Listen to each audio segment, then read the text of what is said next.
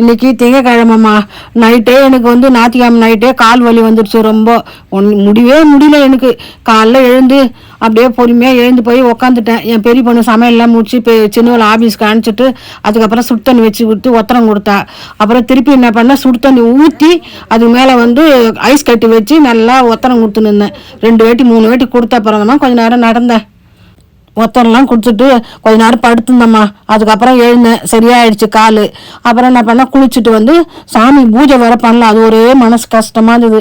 அவங்க எழுந்து வந்து குளிச்சுட்டு பூஜை பண்ணிட்டு அதுக்கப்புறம் நிம்மதியாக இருந்துமா மனசு. அப்போதான் எனக்கு ஏதாச்சும் முடியலன்னா என் பசங்களும் வேலையே செய்ய மாட்டாங்கம்மா.